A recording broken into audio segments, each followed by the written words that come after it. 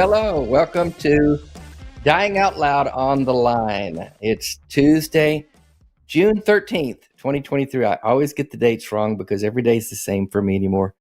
Welcome in. The lines are open. We really want to hear from you. If you've got something you want to talk about, an argument, a question, anything you want to talk about, we are here to talk about that. I'm going to bring my guest on in a minute, but first I want to just encourage you to also, I always forget this part. If you're on the web, there's a link in the description. So the number to call is 720-619-2288 if you have a telephone and want to call us on that. We've got some calls lined up already, but lines are still open. Before I bring our guest on tonight, I want to remind you, I think I've talked about this a little bit here before, but the Dying Out Loud organization that we've started this year, IamDyingOutLoud.org, if you want to find the website there. What we're doing with that, I really want to I want to encourage you guys to look that over when you get a chance. We're raising an organization to push back against religious overreach in the areas of healthcare, in hospitals and hospice and nursing homes, where nurses or doctors are intruding upon people's rights, really, by insisting upon their own religious doctrine and ideology and indoctrination. And so we're raising awareness of that, drafting advanced directives so that when you go into the hospital or you're admitted for anything, you can have an advanced directive where you give the doctors, you give the hospital staff instructions on what you do or don't want in the areas of spiritual health care. And I call it that because that's what they call it. Chaplains, those kinds of things. If you want to explicitly tell them that you don't want anyone in your room offering prayer or last rites or clergy of any kind or chaplains of any kind, you'll have an advanced directive you can give them. That's just one of the things that we're working on with this organization. Again, it's called I Am Dying Out Loud. And we need help. We need volunteers. We need your input. If you've had experiences like this, there's a place on our website. You can share your story. If you've had an experience with a doctor or a nurse or a hospital's facility that you felt like intruded upon your rights as a patient in terms of just not asking for your consent when it comes to offering chaplain support or prayer support or things like that. We've had stories of a daughter walking in on a nurse praying in tongues over her mother who was dying, things like that. Anyway, enough about that. But if you're interested in that, please go to the website. We need volunteer help. We need financial support. We need all the things that a young organization needs. So I wanted to make sure I talked about that in just a minute. But without further ado, I'd like to bring our guest on, the one and the only Shannon Q. Hey, Hi. Shannon. Hey. How you doing? Arden rudely interrupted our conversation about sports talk because we were talking about our softball position. She said, "Hey guys, we got a show to do."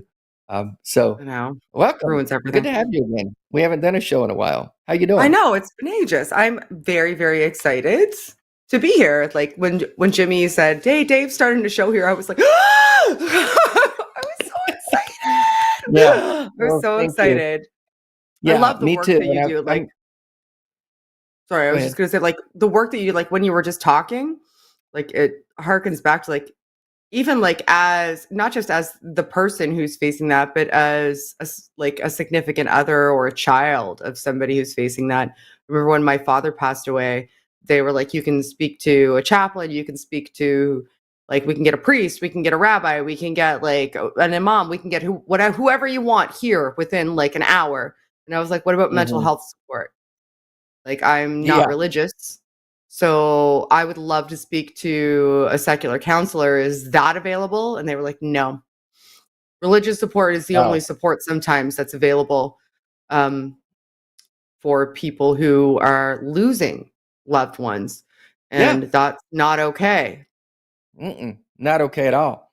And that's one of the things we're going to focus on. If any hospital or medical facility offers any kind of chaplain support, then we want to insist they also offer a secular support person, Yep, completely non-religious. If you don't offer both, don't offer any. I But agree. Should be the case. anyway, that's what we're going to be working on. We got a couple calls on it. Before I get to that, I wanted to bring this to you. I want to get your input Okay. on this. One of my supporters sent this to me Okay. yesterday, and she was not able to call in because she works. I hate it when work gets in the way of our shows. It's really annoying. Oh, I know. But Quit your nonetheless, jobs, some people everyone. have to. I know, quit your jobs and just call into our shows. Um, but she posed this question, and I just want to get your input on it. She says, Okay. I have a dear friend who is homeless. He did some things in his past that he's not proud of. And so he lives on the street to show God how sorry he is. I am and always have been an atheist, so I find this especially sad. Last Thursday my friend was hit by a motorcycle. His right leg was broken and his left one was amputated. He'll be in the hospital for several months. Now he says he wants to die. He's thinking that this is God's final punishment for him and that he can rest assured that his slate is clean and he'll go to heaven. I don't believe any of that. I don't want to lie or be a hypocrite. How do I respond to that? What do I say to him? Um, she's not convinced that even if whatever she said, that he would believe her or listen to her. But it's kind of a dilemma. How does she respond to that? It sounds like he's wanting to do some kind of penance, or feels like he has to pay penance for his sins, and that God has somehow brought this wreck to him. How should she handle that? I'm always hesitant without like knowing the people to give direct advice, but like in this instance it sounds like this person has been so heavily indoctrinated he thinks that the only way that he can like have any sort of retribution for the things that he's done in the past, and I have no idea what they are. I do not know what they are. Right. Is to I don't either. get Yeah. absolution from a deity. Hmm. Um, I personally, I can tell you, I personally wouldn't encourage that. I would probably try to figure out what the underlying cause is. Like there's something that's unresolved that he feels like can't be resolved. And I Hmm. know that it's not on her, nor should it be on her to be that resolution for him. But if you're invested in ensuring that he has a positive outcome that doesn't result in him essentially giving up and dying, um, and thinking that that's the right answer, thinking that that's the best thing for him, I would probably invest in time with him in trying to figure out exactly what the root cause is and working towards resolving, whatever that trauma is, whatever that guilt is. But there's no, specific direct answer. It's entirely context dependent. And I have no idea what this person did to be able, like, there's no right Yeah. combination of words, but I wouldn't lie to him, I think is the route. I wouldn't just be Yeah, like, I yeah, don't see absolutely, how that's the that right would. idea. I don't see how that would benefit either. It seems like she's conflicted, and I've tried. I haven't been able to talk to her. I was really. It's better on a phone call to get more information, but it's hard when Mm, you're just looking at an email. But I feel like she's tempted to just like agree with him and let him feel like he's paid his dues now and he can die in peace and that God's not mad at him anymore. That she could just agree with that and make him feel better. It's kind of like we had a call last week, I think, or a week before, with a mom who's dying and asking her daughter, "Do you believe in God?" And the mom wanting the peace of knowing her daughter's right with God before she mm. dies. And there's there's some thinking along the lines of, well, what's it hurt? Let mom feel better. It's not going to make any difference to me. I don't Mm. believe in God, but if I let her think I do, then That's such everybody a different wins. context, though. Like, this guy has the ability to keep going and is attempting to give up. Like, That's true. I don't know what I I would don't think do in his that injuries are life situation. threatening. Yeah, it doesn't Right, it sound doesn't like his sound like they injuries are. are. And And, so like, if in she so were to many other agree, go contexts, ahead. we wouldn't oh, sorry, I'm such a I loud was mouth. talking over you. But, like, in so many other contexts, we wouldn't consider emotional affirmation positive or, like, beneficial support. Like, there's so Hmm. many other situations where, like, we wouldn't just support somebody's comfortable emotions. Like, addiction's a good example, right? Like, we wouldn't, if somebody was addicted to a substance that was killing them, Right. say, you know, I want you to, like, stay in your comfortable emotions because Hmm. that's a positive experience for you, and I don't want to put you in a negative experience, even though putting you into a temporarily negative emotional state is ultimately going to be beneficial to you, like, lifelong. This is the same Right. type of scenario to me. This person is giving up on life because he's been indoctrinated into a system that makes him feel as though giving up on life is the right thing to do, and that is a negative to him. Hmm. So temporarily putting him into a negative emotional state could theoretically be, and is likely going to be, something that saves his life, and also would be helping to start the groundwork of setting up a system of support that means that he's no longer required to cling to that um ideological indoctrination as his sole system of support, which it seems like he's currently doing.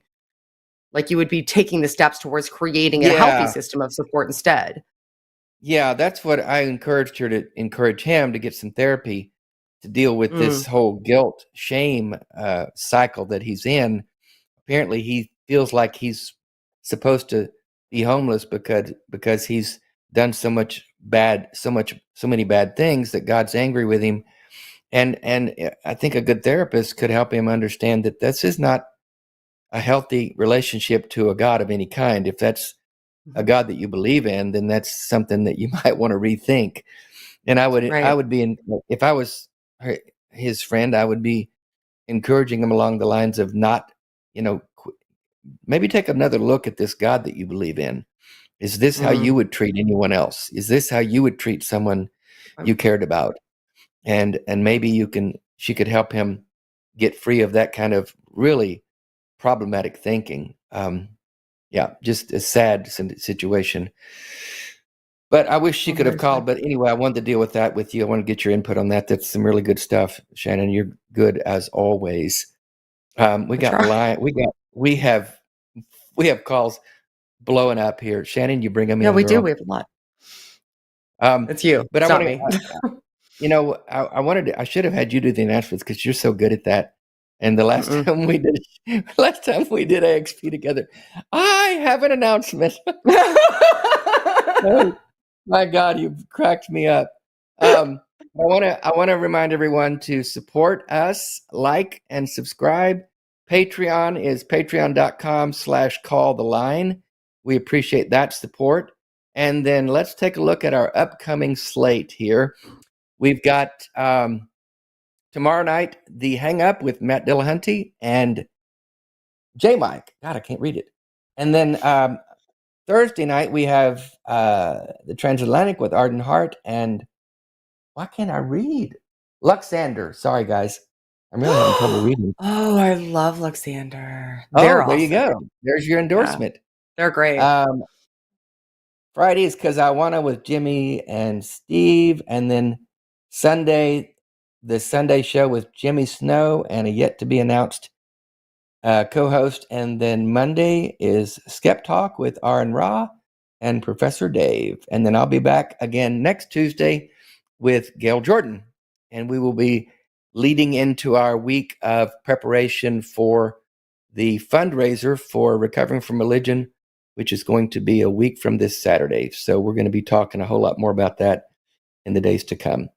And so, real quick by the before way, you at get the to end, calls, I forgot to mention, I know it says the hang-up's going to be on there, but actually the hang-up got canceled tomorrow night. I think Jimmy's thinking of doing it Because I Wanna, but it's not going to be the hang-up with Matt and J Mike. It'll be probably Jimmy doing Because I Wanna either on his own or with somebody random. So, yeah. because he wants to, and he can, because it's his Because he thing. feels like it. That's right. And Jimmy does what Jimmy wants. So, okay. Thanks, Arden. I didn't get that information, but I appreciate that. And then after we take calls, we're going to if you do a super chat, we're going to read it on the air. If it's $500 or more, that's $5, $5 or more, we will read your super chat on the line. So be sure and stick around for that, folks. God, let's take some calls. You ready? There's so many. I was born ready. Let's go. Many. All right. We're going to talk to Kara, they, them in Michigan.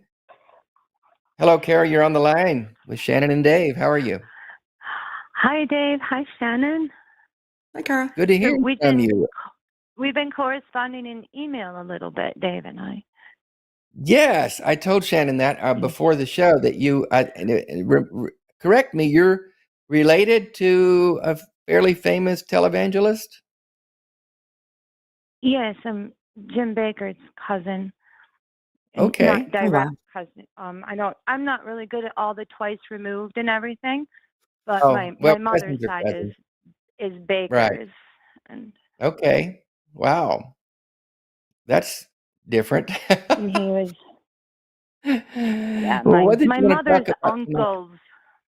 He's my mother's cousin, so that makes him something to me. But so I was in that family very deep in the 80s. I was in the Assemblies of God church 3 days a week, and church camp every summer for a week, and Bible studies after school, and all of that for the same a long time. The same Pentecostal culture that he was in is what you're saying. Yeah. Yes, it was. So I had written to you to thank you for dying out loud, because I had a terrible time of it when my mother became ill when I was about 11, and nobody told me what was wrong, only that we were going to pray for her and she would get better.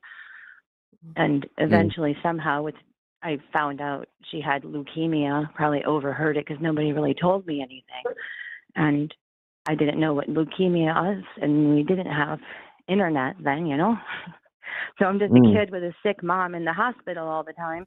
And I kept being told by everyone at the church that I don't need to worry about it because we're praying for her, which even as evangelical Pentecostals, it seems kind of crazy to say that God is going to cure leukemia in a 40-year-old woman. But that's what they told me up until I was standing at her deathbed when I was 13, and they said that we had to keep praying for her, and it flatlined, and they said then it changed to God loved her so much he took her home. Nobody had told me he could take her home. They had told me that we would pray and she would be healed. Once when she went into remission, which at the time I had no idea what that was. But now I know in retrospect she was in remission, and they said at that point that she was healed. She had been healed. The Lord had touched her. She was healed. And and it ended up affecting my entire life after that. I'm sorry. How so? Hoping, I mean, I'm sorry. Dad. I'm sorry. Go ahead. I think my dad also was believing that she was going to pull through because of all the prayer. And then when it didn't work, he lost it. Mm. I have no siblings, and we were very rural. So it was just me and my dad on this farm, and I became pretty severely neglected because he wasn't taking care of me anymore. And I got passed around to relatives and church members, and it turned into chaos, and it took a long time to get out of it. I'm guessing that with all of your outreach, so many people will hear you, and somebody will change their mind and tell their kids what's actually happening. Tell them the truth. So you're saying that because the way that they handled it when you were a child, not telling you the truth about your mom, do you feel like it would have been different if they hadn't have believed in healing and continued to profess that up until she died? Do you think did your dad believe the same kind of stuff? I mean, was he all in on the prayer and the healing? He in traditional Midwest and evangelical fashion, he was a man of few words. He didn't really talk about anything to me, especially not any of that. So I don't really know what he thought. I just know he didn't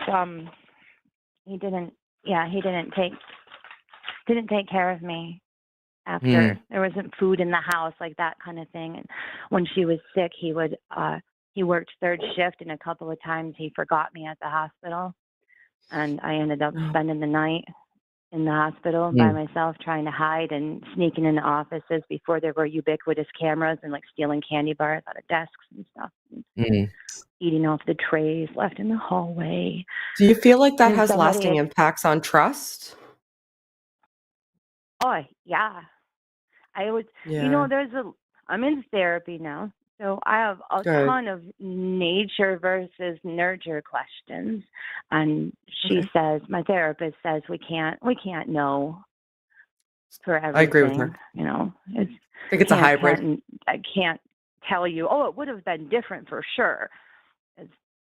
It's all kinds of, there's so many factors. I'm never going to get any clear answers, but I do know if somebody had told me that your mom's going to die, and then got me some help in dealing with that, Right. There was nothing then. There was no therapy. She just died, and that's the damage that's the damage that kind of ideology does, is it doesn't deal with the truth. And our denial of death and our fear of death, and it's especially prevalent in these Christian circles, these fundamentalist circles that you were in and that I was in. There's no way that they realistically deal with death. It's supposed to be the last enemy. The Bible says that. And so they're not able to have a healthy relationship with death. That's the way I put it. And in the large church, nobody was. No, you don't do it. It's seen as the goal.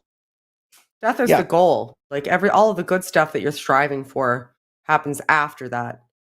And when death is the goal, you can't have a healthy relationship with understanding it or realizing the actual impact of it.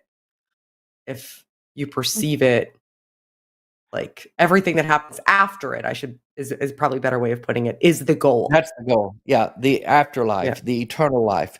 And death is to be avoided at all costs. And so it's denied. And so rather than being honest with a 12 or 13-year-old child that, yes, your mom's going to die, they avoid it and they pretend that God's going to heal her. And so it builds this false hope in you. And then when she's gone, they come back with some lame thing like God took her. And you're left grasping at whatever you can get that would resemble something that makes sense. And at that young age, you don't have the cognitive ability to put those things together in your mind. I can imagine it just wreaked havoc for you for years. How did you get better, Kara? Kudos to you for getting better, but how did you do it? Mercy, I'm 48. It's I don't know, made me an atheist before I knew the word atheist. I had the problem of evil in my head at that point, where if God would do this, he can't be the God they told me about, and Right. therefore he's either really mean, or it's not even, none of this is real.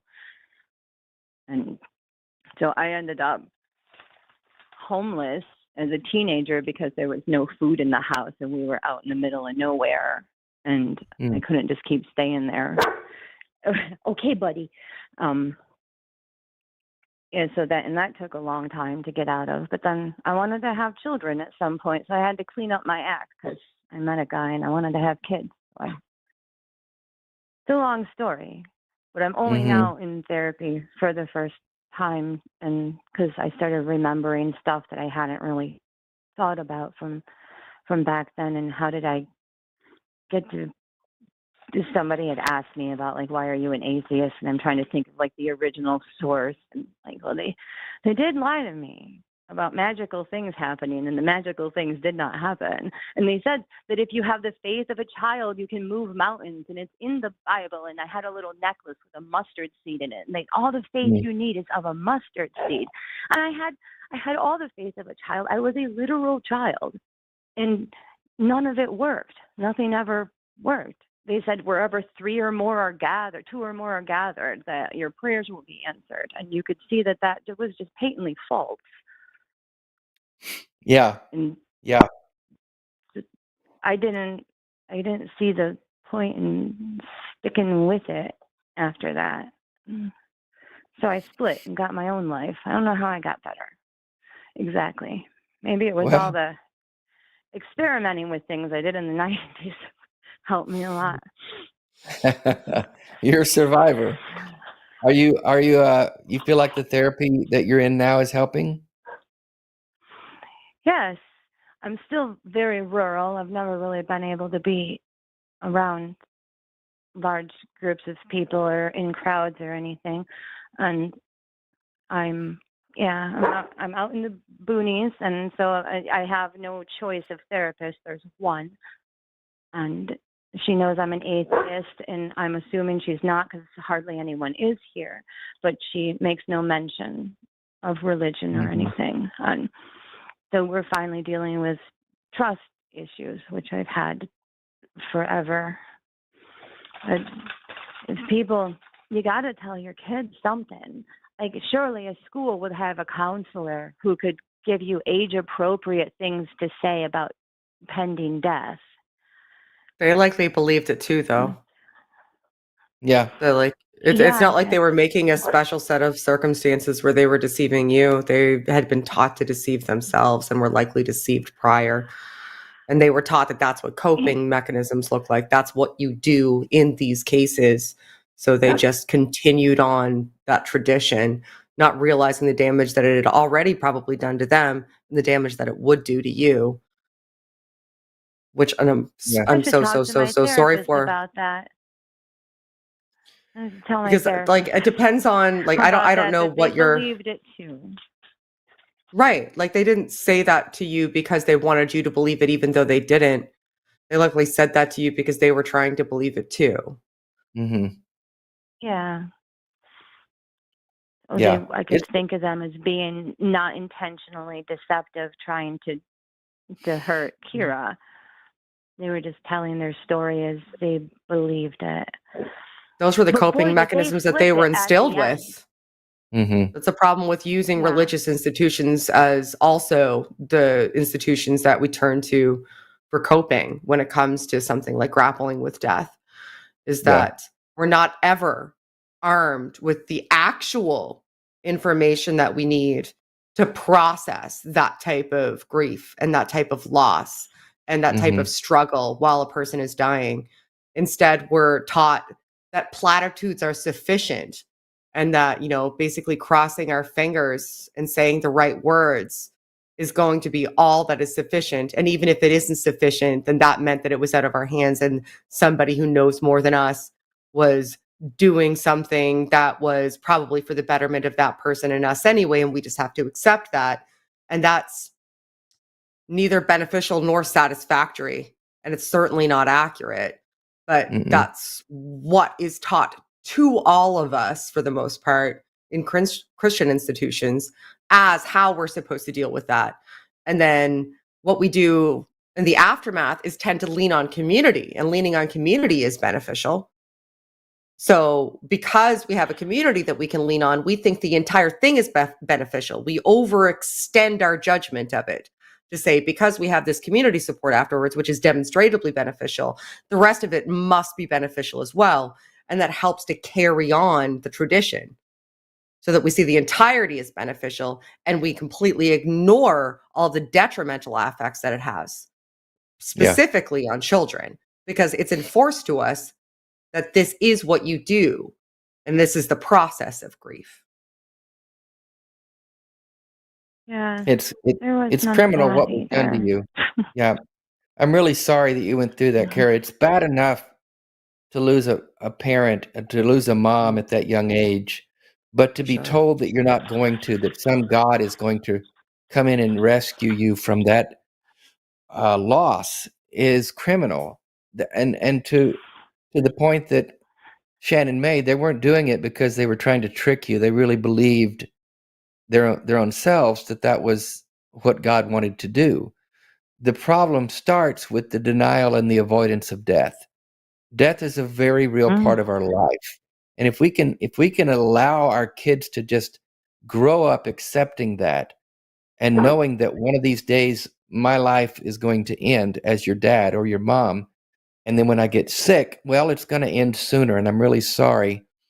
I didn't want it to, but it's going to, and just deal with that in real terms as it is. I can't imagine how much better that would have been for you and your dad to be able to grapple with that and the reality of that, and not play this fantasy game that has done such damage to you.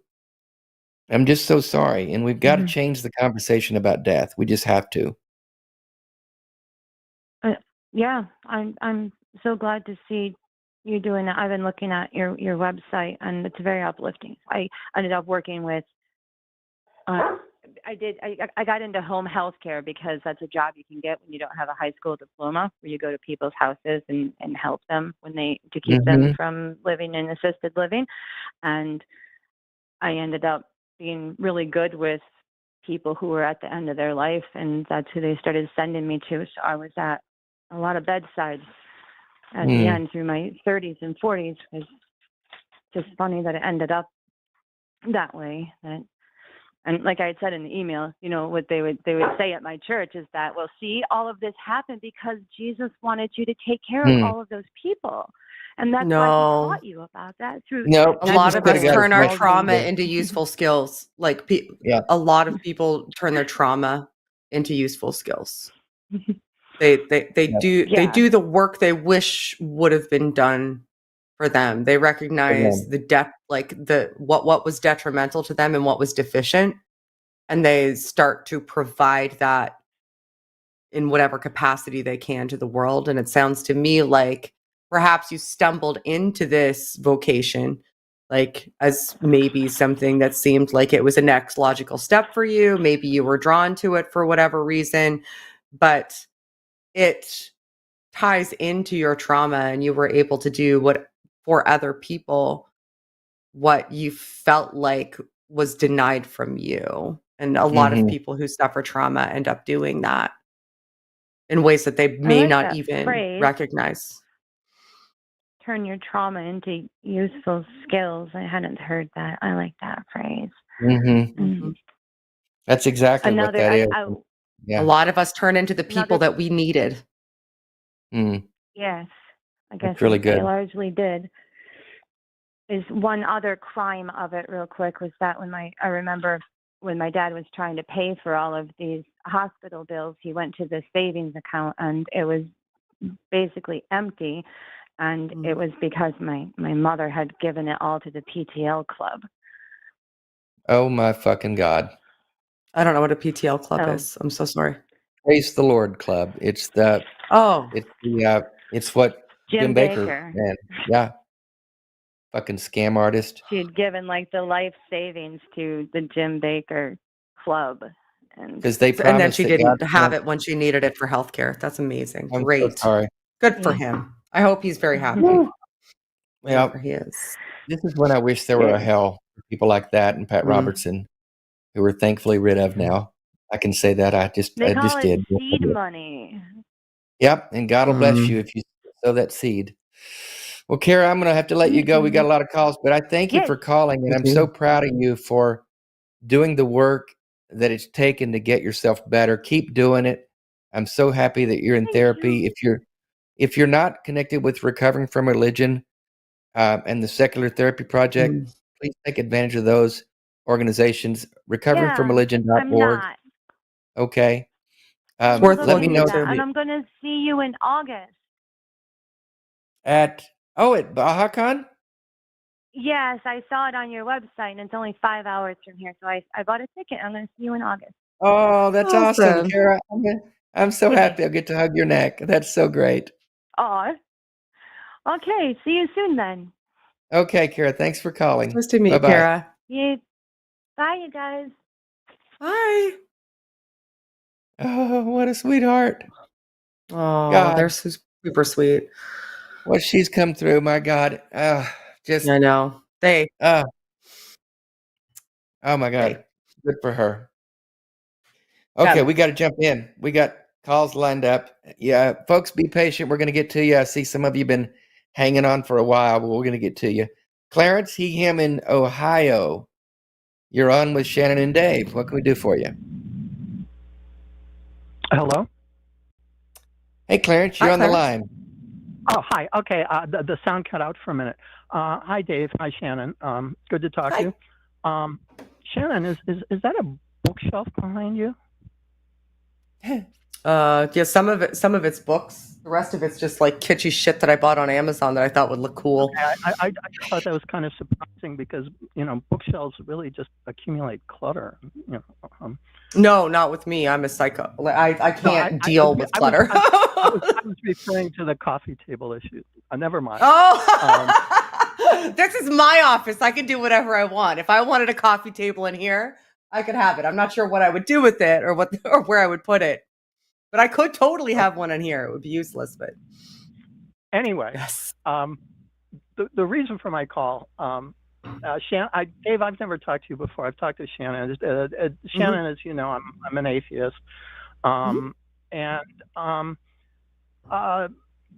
in recent times, I've heard a particular notion being expressed more and more that I find kind of troubling, and that is the idea that basically religion is the cause of, all bad things that have happened in history and everything. And if we just got rid of religion, everything would be fine, particularly belief in God. And I've even had, people have even gone so far. In fact, there's a couple of atheist activists who are online who insist that Christianity specifically is responsible for more deaths than any other single factor in history. And that's just nonsense. I mean, I'm perfectly aware. I mean, natural disasters probably cause more deaths, but Christianity's caused its fair share of deaths, both directly and indirectly. I do not for 1 minute deny the absolutely despicable and awful things that have been done in the name of Christianity and other religions, but to say, that it's the single greatest cause of human death is kind of, extreme. In all of history, Anyway, I mean, like, I'm not even sure how you would quantify that. I'm not sure who does that calculus, but sure. So you saw somebody that says that.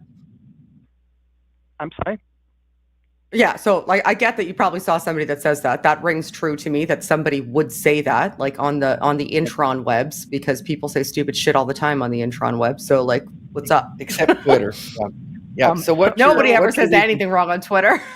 Yeah. What's your reason for calling, Clarence? What's your question? So that brings up the question of whether religion is actually a cause of a lot of bad behavior, or Sure it whether is. it's just a symptom of things that it reinforces some bad behavior. And a thought experiment that I came up with that, and I'm certainly not the only person to ever come up with this. I mean, I arrived at it independently, but many other people have too, way before I ever did, is the idea that if I had a magic wand and I could wave the magic wand, and all of a sudden, nobody on the entire earth believed in God anymore. Mm-hmm. In my opinion, the racists would still be racist. The MAGA people would still be MAGA people. The climate change deniers would still be climate change deniers. Why is that your opinion? So you think that people would still, so if they never had the ideologies that indoctrinated them into the positions they currently hold, do you think they would currently hold them? So you would be getting rid of ideologies that have indoctrinated people into bad positions. Do you think that religion is not an ideology that indoctrinates people into bad positions? Do you think that, like, from an epistemological perspective? I think if it hadn't existed, people would have arrived at things like racism and transphobia and homophobia and things like that, independent of it. Possibly. Do you think that it would? Do you think that it would happen on the same scale? I guess is the question, because demonstratably, here's the thing: like, we can do all of the philosophical thought experiments that we want about like a hypothetical world.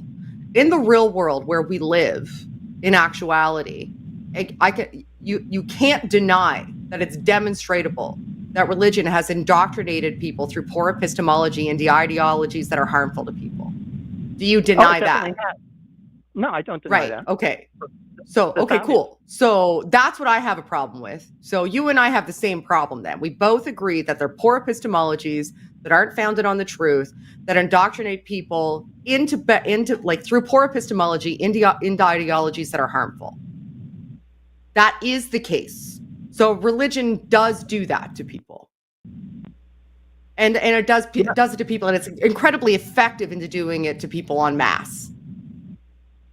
So if we waved a magic wand and got rid of that indoctrination, all of those people who were indoctrinated into those bad ideologies that are harmful en masse would not have been indoctrinated into bad ideologies en masse. So they would have had to find another epistemological framework some other way. So I guess the question is, us as a society, like us as a people, us as the human race, are we capable of creating better, like, mimetic ideologies that take hold en masse that aren't as harmful? No, I don't know the answer to that question because I've never lived in a world that is the case. The only world that I live in is the world where it is in fact the case that I know that those are bad ideologies. So I would rather work towards creating better ideologies and better epistemologies that are less harmful. Now, some people who exist in this sphere, for sure, are probably way go overboard. They probably way go overboard and say, like, every person whose religion is religious is awful, and all religion should just be like abolished. I don't think that's the case. That's not the camp that I exist within. Oh, I know that you don't. So I know. So we maybe have the same problem. But I think if we focus on the fact that there's some people who maybe don't communicate effectively enough or as effectively as we'd like, if we focus on that, instead of focusing on the fact that the problem they're attempting to address does exist, they're addressing it poorly, they're overcompensating and addressing it in a way that we don't think is necessarily effective and we think is probably like a bit too much. Like, if we focus on that instead of focusing on the fact that there is this problem over here, like, we're focusing on the people that are attempting to address the problem and doing it poorly instead of focusing on the problem. I would rather focus on the problem. I think we can focus on both. I mean, it's not one or the other. I'm a voice for moderation. I'm a voice for being honest, being realistic. How do you control what other people say aside from attempting to say something differently in a different way? Because I can't go to everybody's house and tell them to not to act that way. Even if I could, they wouldn't necessarily listen to me. Well, I don't think you should, but I mean, Shannon, as you know, I consider you to be one of the most reasonable atheist activists, and I think Dave's a very reasonable person too. Dave's a nightmare. You're wrong. He's an absolute shit show. I'm a nut job. Start to finish. I'm fixing to go off here. But and I'm not suggesting that that you but as an influencer, as an atheist activist, you can promote reasonable, and I think you do. I mean, for example, your channel. I mean, I think the stuff you have had on your channel is excellent and some of the best stuff I've seen on those issues. But so I think we can do both. I mean, we can work towards better ways of better epistemologies and things that lead to more positive behavior, and but at the same time, criticize. I think we can. The reason I bring it up is because every time I speak to you, what I am speaking, and it's frequently now, every time I do speak with you, Clarence, what I'm speaking to you about is some version of this topic, right? It's some version of the atheists be out there being cray-cray, and I don't think that that's a good thing. Well, let me jump in here. Let me add so it seems to me like that is your focus. Since you guys it is, because as an atheist, that's not where I'm coming from. Well, right. So your focus as an atheist is policing other atheists into making sure that they're portraying themselves in a way that you feel is acceptable. Well, if they're alienating people who, if they're giving atheists a bad name, I'm concerned about that. I'm not concerned with what other atheists do that I do. Sorry, go ahead, Dave. Let me jump in here. You guys have had this ongoing conversation that I haven't been a part of, so let me be a part of it. I think we need to. I just want to touch on it. Then we're going to move on because we got a lot of calls. But religion is nothing more than a collection of ideas. It's harnessed behavior, if you will. It's individuals coming together around a common theme or a common theology or a common ideology. Beliefs are at the core of any particular religion. Beliefs are nothing more than thoughts that we cherish. And so if we break it down, if you scatter the people who are part of any particular religious ideology, any particular sect or church or denomination or however broad you want to make it, if you don't have this framework, this structure into which these individuals are collected, then their ideology is going to disperse into whatever the individual thinks, and they're not going to have that groupthink issue going on. So I think if you were to say, back to the question, what would the world look like without religion? First of all, I'd sure as hell like to try it, because I don't think we've tried it yet. So we don't have any idea what it would be like, because we've only had religion in almost the history of mankind, at least in the documented history of mankind. So I'm all for giving it a try, like John Lennon said. But if we don't have these organized mechanisms into which all these individuals are collected, I know that what we saw a result of during COVID, when people couldn't go to church to get their ideas reinforced each week, they started thinking and I've talked to several individuals who said, when I didn't have this, did we lose him? Yep. I think we lost Claire. Are you there, Shannon? Hello? Yeah. Shannon, you're muted or something. Can you hear me? I just muted him because there was so much air coming through that it was hurting me in my earbuds. That's all. He was still on there. While you were talking, I muted him. I'm sorry. I didn't realize it would distract you. I thought that it would be less distracting. No, that's okay. I just wanted to make the point that I think is important, that religions are made up of individual people who have individual ideas and thoughts.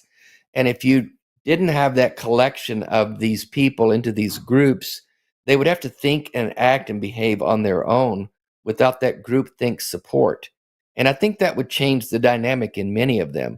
Without that group support, they lose their strength, a lot of them. They don't have the convictions behind their beliefs to push forward and continue into that bad behavior, if that's what we're talking about religion causes, which I think it does. So I'm all for the dispersion of religion in all kinds, because I think that it only reinforces the individual behaviors. And if bad behavior is coming out of it, which I agree that we can definitely look around and see that it has on many occasions, then I think that a world without religion would be a great thing to try. That's all. Well, in response to that, my response to that would be, I think it's human nature to form belief groups, whether they are religion or something else.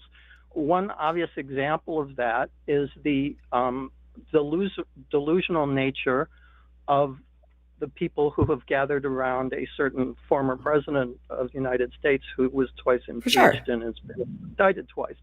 And part of that, I mean, some of those people are evangelical religionists, but a lot of those that groupthink has nothing to do with religion whatsoever.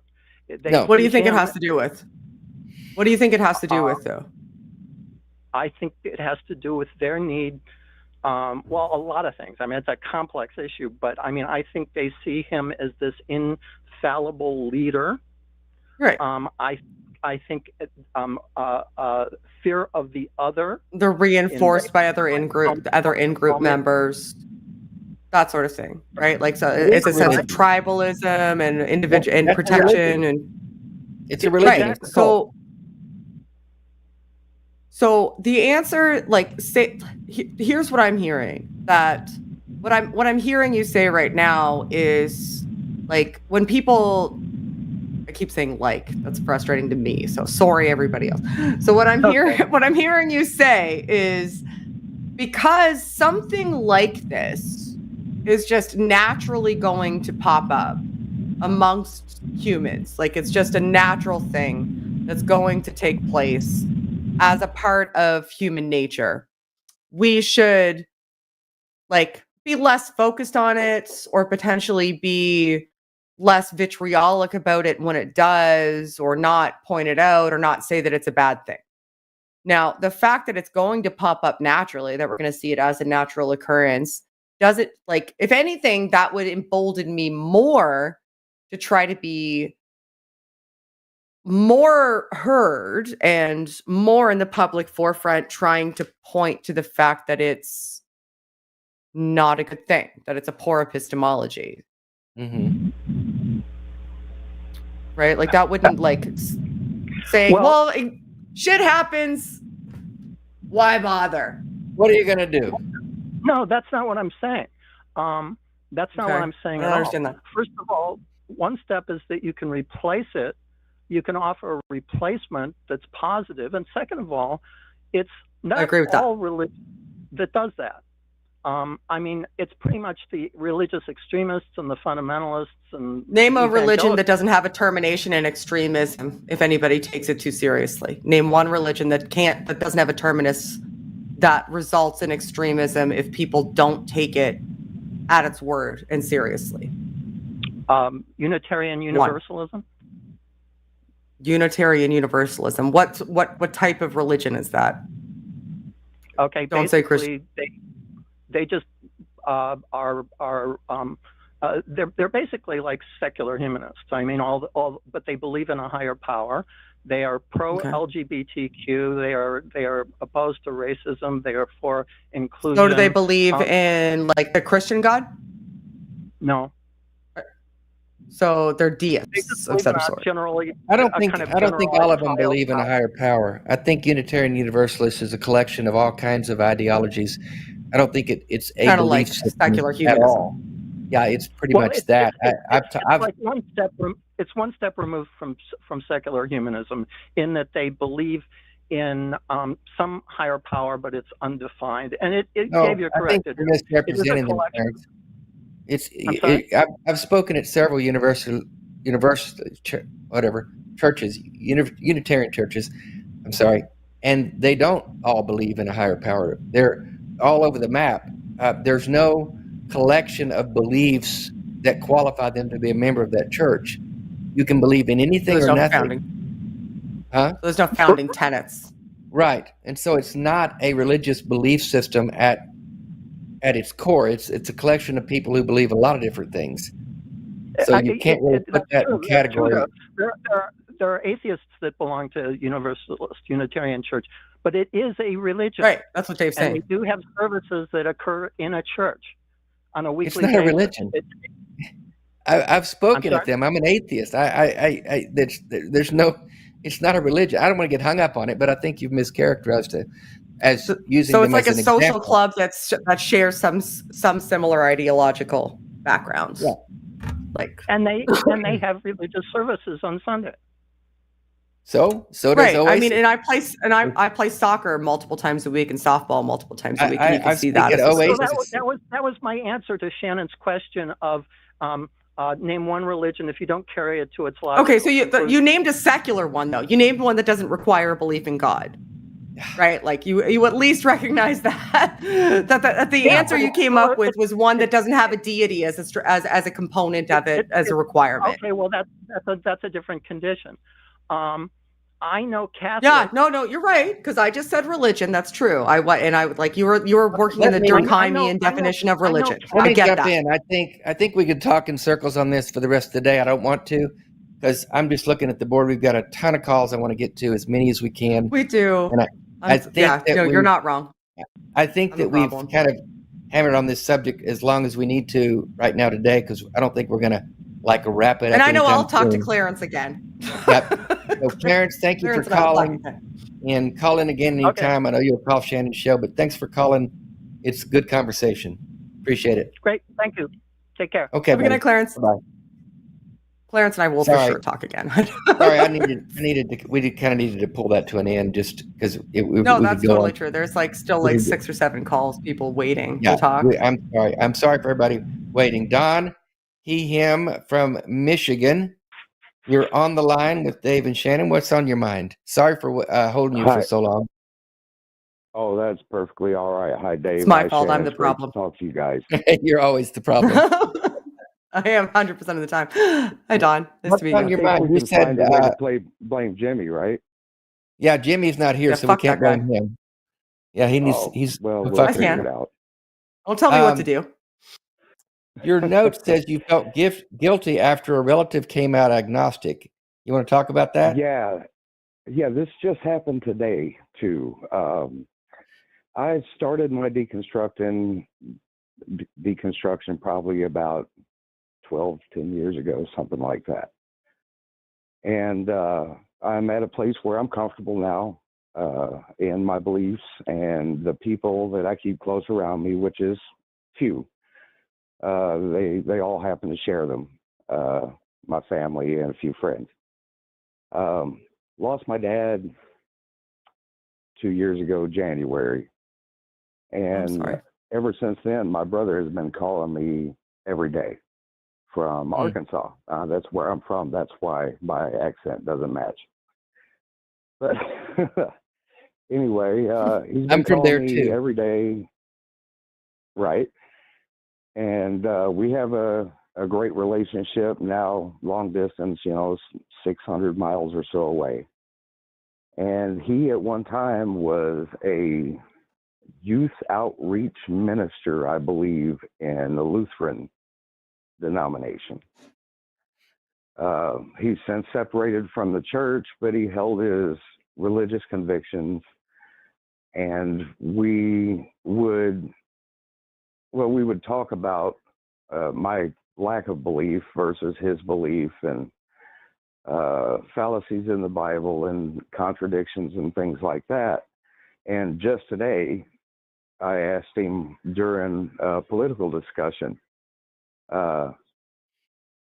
would you still consider yourself a Christian? He says, I'm agnostic. And I just felt a little pang of guilt right there. And I even had to ask him, did I have something to do with that?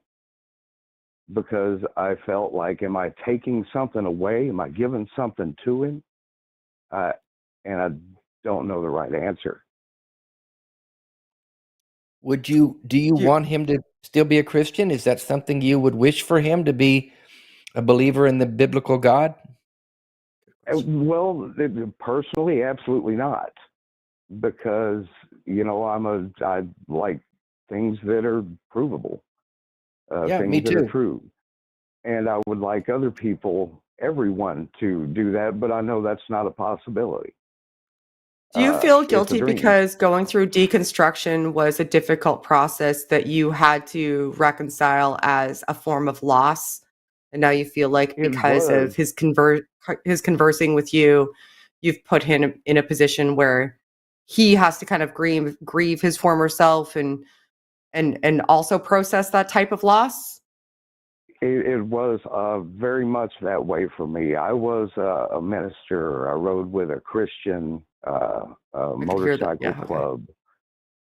Mm-hmm. And so I was very enrobed in the religion. Growing up in Arkansas, you pretty much are, whether you want to be or not.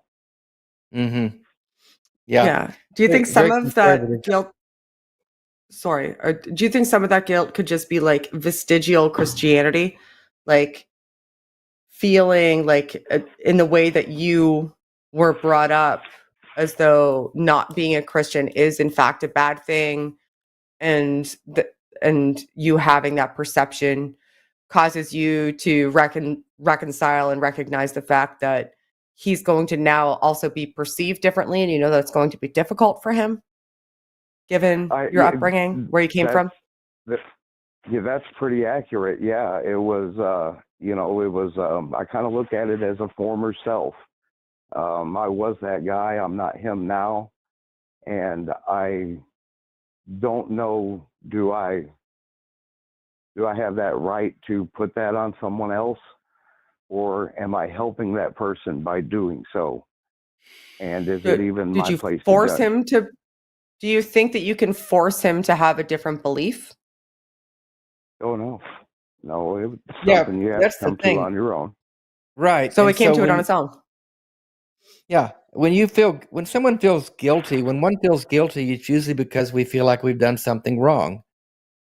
And so I would ask you, what do you think you may have done wrong to cause this kind of guilt? What did you do wrong, Don? Just changing his mind, maybe. But you didn't. You just opened a door in a room. You can't walked change through someone it. else's mind. No, I have no ability to change anyone's mind. I can share my opinions. I can share my experience. I can speak what's true for me, but I cannot change another person's mind. No one can. 100% agree. That makes a lot of sense. So People all you did assimilate was the share. information that's presented to them. Right. All you did was share your experience with him. You guys had these open, honest conversations about all things spiritual and religious, and you shared your truth with him. He shared his with you. It sounds like you guys have a good, civil, respectful relationship. And he came to a conclusion.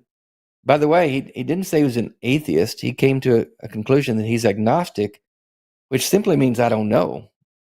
And so he's just saying to you, when you say, "Are you a Christian?" He's basically saying, "You know what? I don't know anymore." And that's a good, honest perspective. And I would say that you didn't do anything to cause that. You just shared your ideas and opinions with him as he did with you, and he came to his own conclusion on that. Now, I think maybe you're not feeling guilty as much as you're feeling like a sadness or a trepidation for what you think he's about to go through, like, because of what you've gone through. And maybe that's a more accurate representation of what you're feeling. I believe you're correct there, Dave. So instead of being concerned about, like, would you here's a question. Would you change anything about your deconversion? Like, are you happy that you did it? Like, are you feeling as though it was the right choice for you? I am, yeah. I wish it would have been sooner. Yeah.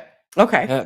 Don't we all? Most of us do. That resonates with a lot of people, I'm sure. 30 years sooner for me.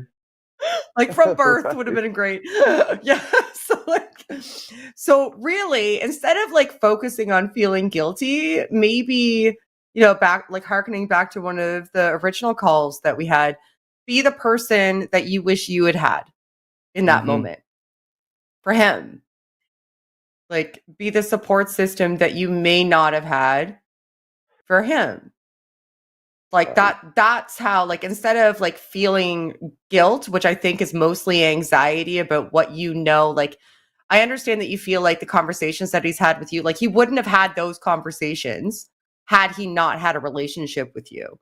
That doesn't mean that you made him this way. It means that he was exposed to things through you that caused him to change his thought processes as a result sheerly of exposure, which could have been anybody else other than you, and doesn't like, and don't give yourself too much credit either. He could have sought out external sources that also reinforce this and help. Like, that's the way most of us do it. Like, we hear a thing and we're like, oh no, that didn't sound right. And then we go research it and we go listen to other people talk about it. So, I mean, don't take it all on you. Also, It sounds like it's probably a good thing based on your experience.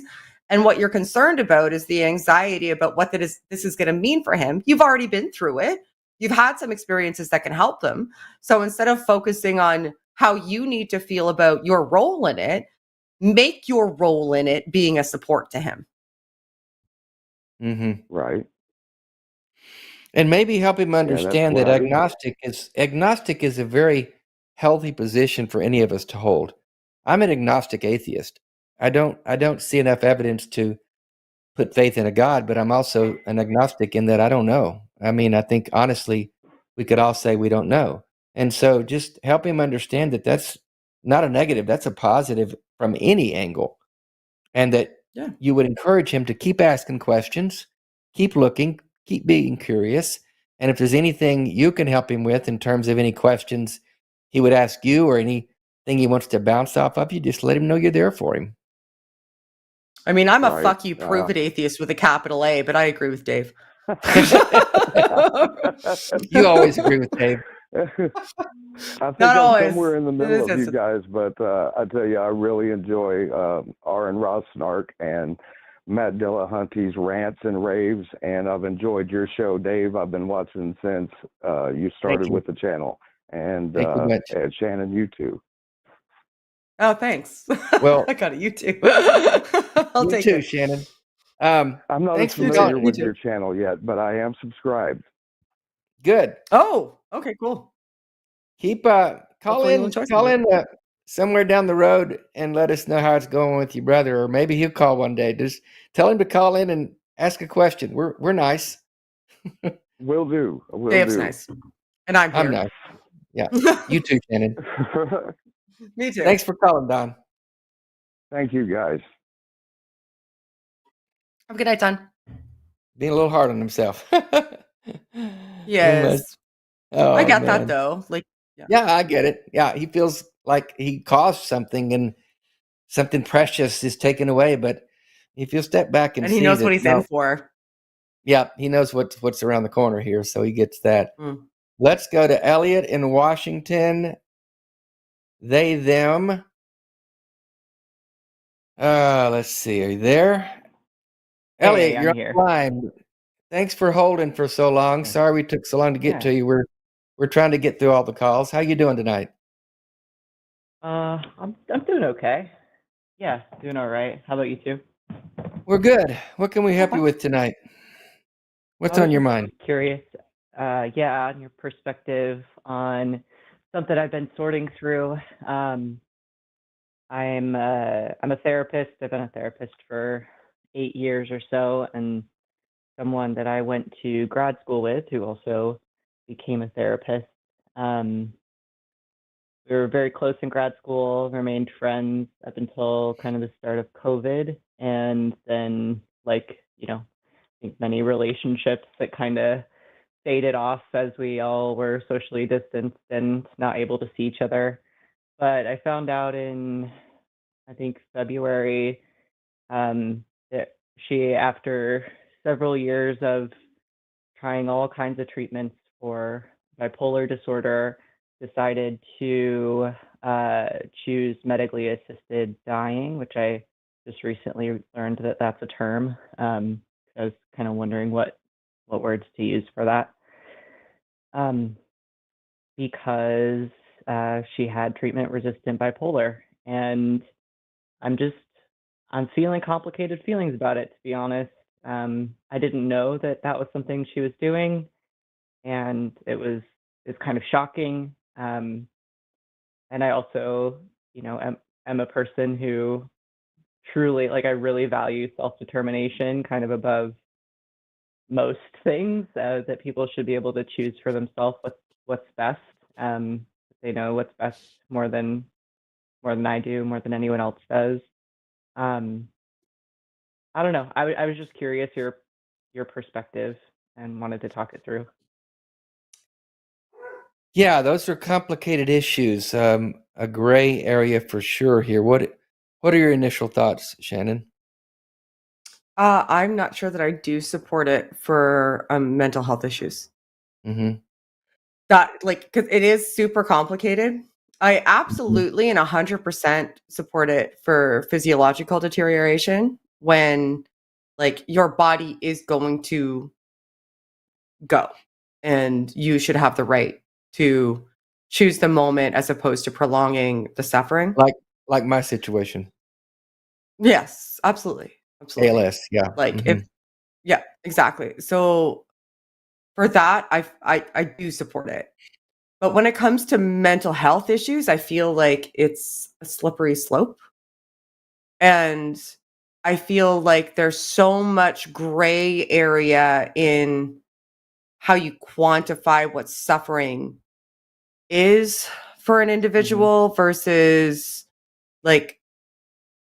what outcomes are possible, because we don't know what outcomes are possible based on change in circumstance. For example, when it comes to bipolar disorder, a change in support system and a change of circumstance might be all a person needs, but that might not be available to them. And I don't like that a state is offering the opportunity, or a country is offering the opportunity to just say, oh, okay, well, rather than figure out the best way to give you mental health assistance, we'll give you an out so that we don't have to take care of you. So I am exceptionally hesitant to support that in those instances. Not that it's not to undermine the legitimate suffering that people go through when they're suffering mental health disorders. I just feel as though it's unreal to me that a state would support that as an option, but not invest in publicly available, science-based, readily accessible mental health treatments and support systems. That one would be available and not the other is reprehensible to me, because it tells me that they're willing to hit the eject button on you as opposed to being willing to support you. Yeah, and I can't get behind it because it's such a complex issue, and I don't see a lot of science-based support saying that there is no possibility of a positive outcome, which I think is excruciatingly detrimental as well. Because now we're into a place where somebody is diagnosed with a mental health disorder and goes through a period of suffering and is receiving the message that there's no possibility even of a positive outcome, and thinking that this is a viable option for them. What steps do they have to go through for that to take place? What are people trying instead? So, yeah, I'm sorry, but I can't get behind it. Let me take a little bit of not an opposite position, but throw something out there, because I don't know what I think about this, honestly. I agree that when you're looking at a terminal illness that physicians and medicine have determined is not going to get better. There's, for instance, mine, ALS, there's nothing out there that shows that there's not even a hint of something on the horizon. That there's stuff that slows it down. They say 6 months or so will give you an extra 6 months here and there. but nothing that's hinting at turning it around or making me better. But your point is that mental health issues, there is work around the corner, something not work, but something that could come along that could change that situation for that individual, right? Or if you hang in there, if you will. I guess the question I would ask is, on an individual level, how do we tell an individual who is suffering every single day and struggling just to survive mentally, how do we tell them, no, we can't afford you this option because you need to stay in the boat here until we find a way to help you, regardless of how much suffering you're enduring on a daily basis? My point is that you shouldn't say that What? to people. No, Say not that, those you words. have to stay in the boat until we find a way. No. What I'm saying is that, like, not saying those words. Wait a minute. I'm not saying those words. I'm saying that our no. position. I know. I understand that you're not saying those specific words, but like, my point is that there are forms of help available that aren't being availed of. Like, they're not being made available to people. You're saying there's right? medication for this bipolar that she's not. There's medication and therapy and community support.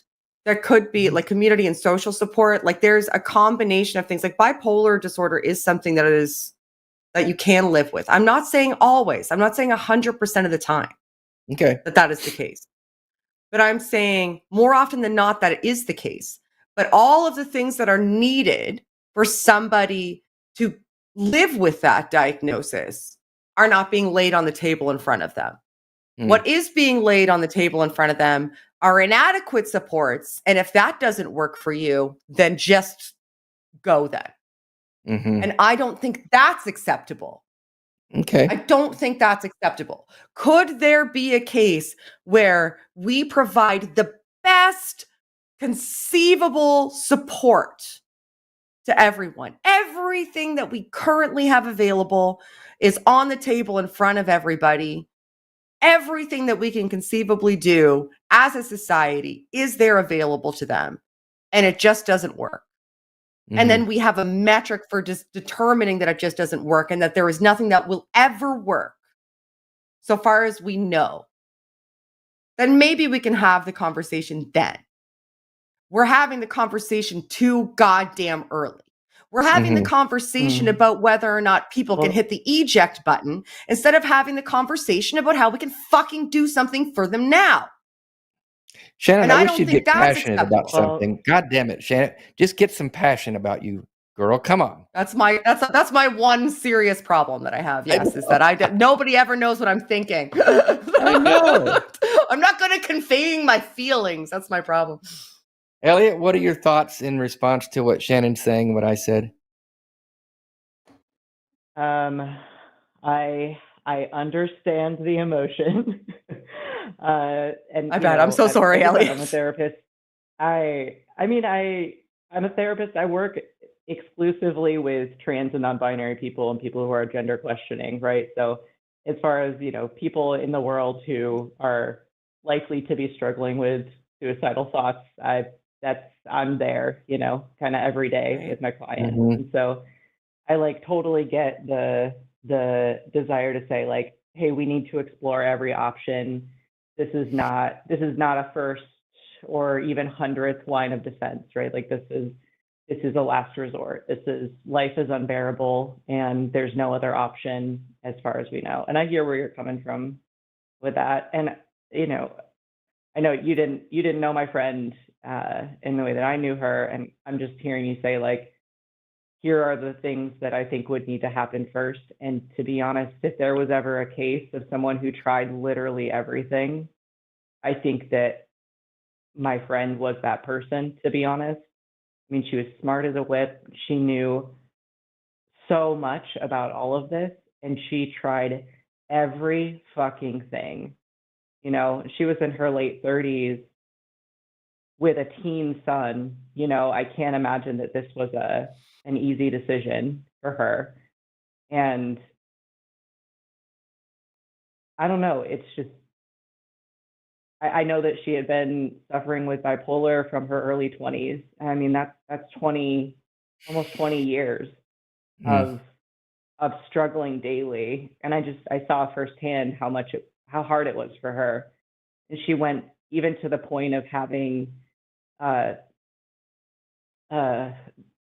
brain implants, multiple of them. She got one, and it worked for a little bit, and then it became defective, and then she went and got it replaced. These are like very risky and traumatic surgeries as a last resort after trying literally everything. And when the device malfunctioned the second time, and she felt more miserable than she was when she said, I have to do this, I have to take this risk and get this brain implant. She felt more miserable afterwards. And I don't know. I mean, like in a lot of ways, just knowing her story and knowing the perspective that she was coming from and seeing how much she struggled, on some level, I really get it. I get why it didn't feel tenable to continue the way that she was living. And I don't know. I mean, she had a lot of social support. She tried every fucking medication. I mean, she just really tried everything. And it was to the point, I mean, she had to go to a different country because it's not available in the US, like what she wanted. In terms of medically assisted dying. So she had to go to another country to be able to even make that decision, which is, I don't know. It just feels, I'm getting a little choked up, it just feels really complicated. Justifiable. And I really, I love her, I care about her, and I don't want her to suffer. And I also wish that she didn't die. Yeah. So I don't know. It just feels, I just feel like I wasn't in her shoes, and I can't say if it could have gotten better or not. I don't know. I think the important thing is not to judge a person who feels like they're in the position where they have to make that decision. Exactly. Right. It's So, not like, our and I hope decision to make, and that's the point. No. And I'm really sorry for your loss, Elliot. I can feel the pain in your voice, and I'm really sorry that you lost your friend. Me too. Yeah, kind of shocking. So It would be. Yeah, I mean because you both want them to be better piece. and to not suffer. You want them to be here and be okay, and you don't want to watch them suffer. And I think she did everything It's all right she to have could to be okay. Like I truly believe that she did everything she could to be okay. And I hope that you don't feel as though what I was saying was in any way to cast judgment specifically on your friend. But I stand by my opinion overall. Yeah, generally speaking is what you were talking about, just as a society. And I think the point that we want to make is that everyone's suffering is different. And I know that I think about this a lot because of my personal situation and the people around me. And I'm guessing, Elliot, that your friend had these thoughts as well, that oftentimes a person in that position who's suffering either mentally or physically and deteriorating and not seeing any hope of getting better is oftentimes sticking around for the other people, if you will, sticking around and working harder. Happening. Yeah, and trying to make it happen, make it work, because people that love me are going to miss me. Yeah. Yeah. So I'm sure she thought of you and her son and others and didn't take this lightly, because you just don't. But it's hard to quantify suffering. It's hard to measure it, because everyone's suffering is different. And that's why, when Shannon's talking about as a society, as a policy, that's different than when we're looking at an individual situation like your friend's. It's just so no judgment there. Yeah, absolutely. And I know you're not that way, Shannon, at all. But it's just such a complicated issue. Probably the most complicated that I can imagine. And I just think we don't have enough mental health support in general. Mm-mm. Yeah, absolutely. Yeah. And I think it's hard, like, when someone is physically sick, it's like, it's so clear to everyone to see that life is miserable for them. Right. You know, Yeah. it's so evident. Just, you don't even need to know them. You don't even need to talk to them. You can just see. And with mental illness, it's like, I mean, I'm certain that to so many people it was a shock because she hid it so well. You know, a lot of her suffering was, you know, she was really handling it just with people who were very close to her. And, you know, pre-COVID, I was one of those people. Yeah. Yeah, totally. Just you know, not pretending, but just doing the best that she could to be okay. Yeah. And I don't know, I just keep coming back to like how miserable must it have been to her that she would have felt like that was the option, the last option for her. Yeah. It just tells you how much she was truly suffering. Yeah. Well, I'm sorry. I'm truly sorry for your loss, Elliot, and I thank you for calling and trusting us with your story. And also thank you for the work that you do in therapy. You're 100%. truly on the front lines. And I just so appreciate that. Yeah. I mean, I definitely agree with that. We have a mental health crisis all through the world and in the U.S. for sure. That there's just not enough support, and I think it's just finding people mental health support is really difficult, and there's just so many barriers, and there's other ways that we're trying to I don't know. It's just failing. It's just not working. Yeah, it is. Yeah. Absolutely failing. I get that. Or entirely and, absent. Shannon. Yeah, absolutely. And when you go on rants about Christian counseling, every time I hear you go on one, I'm like, hell yeah! I'm like right there with you. Fucking Christian you know, fuck those guys. There's nothing like a Shannon Q Christian counselor rant. No. Well, you were saying before, like we become, you know, in a previous call, we become the people that we needed, and that's why I'm a therapist. I'm literally a therapist because I had a horrid Christian counselor as I was coming out as queer, and he was the worst. His name was Greg. Sorry. Fuck you, Greg. Greg, if you're listening, fuck you. Literally, fuck you, Greg. Fuck you, Quit doing that, Greg. Quit doing that. I hated Greg. I knew I could do so much better than Greg, and I am. So awesome. That's awesome. Yeah. Elliot, that's amazing. Your rants on Christian and that is the quote I'm going to hang on to, that we become the people that we needed. I fucking love that.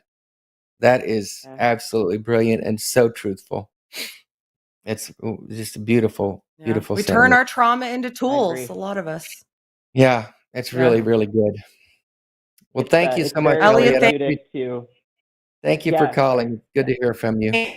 Public dialogue about why we need better mental health support and more productive conversations surrounding the suffering and trauma that people really experience as a result of mental health diagnoses, because people don't see them as real enough and tangible enough. Absolutely. No, I that's appreciate you talking with us. It's so hidden. Yeah. All right, we're going to try to get to a few more. I don't think there's any way we can get through the calls because I do want to respect your time, Shannon. There's not. No, I'm the worst. No, that's fine. This has been good. Let's talk. I'm going to have to pee soon because I'm old. Greg in Missouri, he, him, hurry because Shannon has to pee. You're on the line. Hurry up. You're on the line with Shannon. You know how old I am? She keeps drinking that shit wine. in my bladder 12 years ago. It's the same glass. I've had it for an hour and a half. You've been filling it off screen. I know what you're doing. I haven't. It's empty, actually. Greg, good to hear from you. You wanted to talk to Shannon about an experience you had. I do, and just like Thanks, Dave. I've got to follow all these really fantastic callers you've had tonight with my silly little question. We've set the bar pretty high. What you got for us? You did. And let me assure Elliot there that this is not the same Greg. No, it's not Greg. Greg. That's right.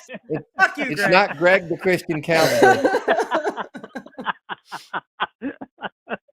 Okay, I'll make it fast, and you can go by real fast on this one. But it's something I've actually wanted to ask you, Shannon, for a couple of years now, and it hasn't been the appropriate, show or time or whatever. But okay, so I had this pretty bad accident, and it was a skydiving accident. And Shit. Oh, and just for the record, I'm going to throw this out there. When the whole thing was occurring, just for those folks that say there's no atheists in foxholes, well, I'm an atheist, have been most of my life, and at no time did I say, "Oh, God, help me." I was basically trying to fix the problem. I was trying to figure out how to fix the problem, and I didn't quite get it fixed. I guess I fixed it enough that I lived, but on the other hand, I broke my femur. So anyway, I'm having this really bad accident. I hit the ground really hard, and I break my femur. And when that happens, I blacked out. I was unconscious for I don't know how long, but I was. Mm-hmm. But here's the weird thing that happened. So I'm laying there on the ground, and the events of that morning at the hangar, with my friends and my brother, we're having a great time, and those events, those great time memories, were being replayed in my mind. And my friends, we all had this really ridiculous theory, and I know it's ridiculous, but I'm going to say anyway, that my brain basically was eliminating the bad memories of my femur being snapped and was replacing it with something that was kind of nice. And but what does the brain do in those situations? What do you think? What do you think was going on? Well, your body was probably you're in shock, for starters, right. And shock was probably preventing you from committing short-term memory into like long-form procedural memory, which meant that the moments that had just passed were likely not committed to long-term memory for you. So, and because they weren't committed to long-term memory, and were probably not even committed to short-term memory, they likely weren't accessible. The fact that you were reliving something just from that morning could be indicative of you in the moment being present and aware, like brought to your acute awareness was the idea of the fact that you were skydiving. So that could have been the idea that was in your acute awareness when shock caused you to lose consciousness. And because being aware of skydiving was in your acute awareness, the procedural nodes that are involved in memory recall, because memory is stored in like interconnected nodes, could have potentially accessed the most sort of like recent, vivid, sort of long-term memory that you'd formed in like a palpable way, and replayed that for you. And I guess luckily it was a good one. Yeah, that's so our silly theory wasn't all that far off. No, not super far off. No. And I mean, like, that's just speculation, right? Like, I don't know what actually happened in your, head meet when that took place, but that's something similar like that. Like, whatever headspace you're in, like, there's some interesting theories like that go around near-death experiences too, and like which this would be like kind of similar, but you wouldn't have like experienced some sort of like hypoxia or heart stopping. This is more like shock. But the sort of headspace that you're in when you're going into the surgery or whatever tends to have an impact of the kind of experience you have during, like that you recount during that time. Like, so if you go in praying, there's a pretty good chance that, the headspace that you were in is going to cause you to have a religious experience. Yeah. Because you went in priming yourself for that type of experience. But in your instance, you were an atheist, so you weren't priming yourself for a religious experience. You were thinking about the actual facts of the matter, and the actual facts of the matter caused you to recall the circumstances of that scenario. And they were you and your dudes hanging out, like high-fiving each other, talking about how cool this was going to be. Which is kind of true. Yeah, right? As well it should be. That is pretty cool. It was cool till you broke, right up to the minute you broke your leg. It was pretty cool. Yeah, exactly. Till the tibia snapped. Yes. And now it's a cool story, so they weren't wrong. That's right. Cool story, I know I'll have to tell my friends. All right, I'm going to let you guys go because I know you want to get on with other stuff. And I need to send a super chat here, so I'll let you guys go. Send a $500 one or Dave won't read it. He's being a bitch. We'll see you in the super chat, Greg. Thanks for calling. All right. I love you, Dave. And Shannon, I really like your work. You're really great. So I'll talk to you guys later. Thanks, Greg. Bye. I want to grab one call, then I'm going to let you take a potty break, okay? I think we've got I think we've got the lady who had the friend with the motorcycle accident on. Okay. Jeannie, you're Jeannie, she, her from California. Hey there. Hi, Dave. Hi, Shannon. Thank you both for taking my call. I'll try to make it brief. I heard what you both said at the beginning of the show, and I want to thank you. Yeah, I want to thank you both for addressing it. I am not going to lie to my friend. I felt really weird about wanting to do that in the first place. I'm not wanting to, but I would have done it if I felt it helped him. But I never thought of the fact that he might say, oh, God's still wanting to punish me. And I haven't, even though I've lived on the street for 10 years, God still hasn't forgiven me. And this accident is a sign that he wants to punish me more. And so I'm not going to mention anything about God to him other than that, any kind God would not want him to go through anything like that. Mm-hmm. And I am going to urge him to go, have therapy. I'm sure he's going to be in the hospital for several months. I'm sure they're going to try to get him to talk and go through that too. I hope he accepts it. I'm not sure if he will, but I'm going to really urge him to seek out some help and just be there for my friend. Good for you.